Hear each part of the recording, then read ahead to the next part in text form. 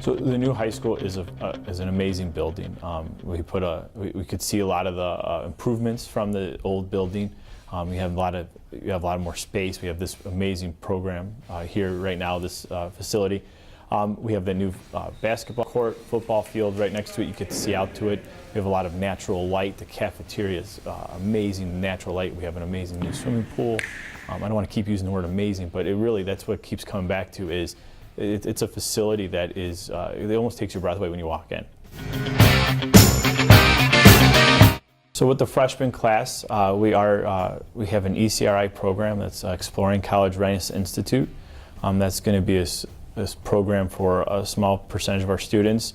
We're hoping to be at 100. And with that, we'll provide students the supports and different structures of the class setting to help them be successful. So a lot of the stuff was in place prior from years past, but some of the things is also just kind of like making small changes. So if we notice that we have a problem maybe with some of the other programs, just making a little bit of edits. But a lot of the programs have been in existence here in Cleveland Heights High School for quite a while.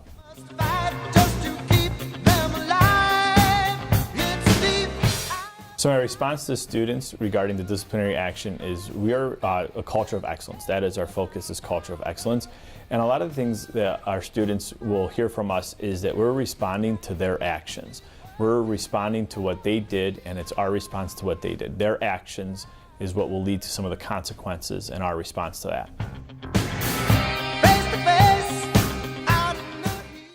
So I would compare the temporary Wiley facility to the new high school facility.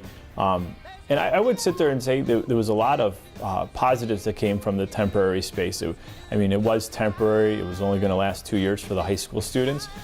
So we had a nice facility. We had the modulars that we provided a pretty good academic experience. We had a large enough cafeteria. But moving back, it kind of feels like you're coming back home.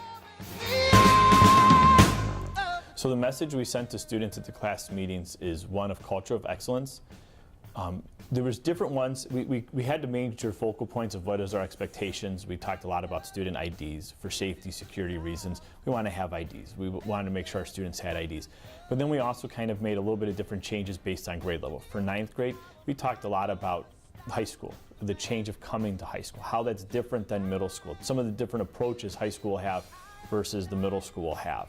We talked about credits, earning credits, and stuff like that.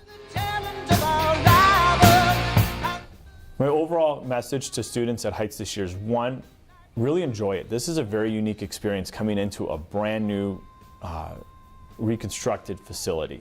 Really enjoy it. And the next thing I would do is get involved. The more activities you're involved in, the more extracurricular activities, the more clubs you belong in, it will improve your high school experience. We are all going to need generations below us to help support. That's just the way everything has worked. It's always worked out. And I think it's really important to make sure that we set a sound structure for our students to make sure that they can go off and be college and career ready.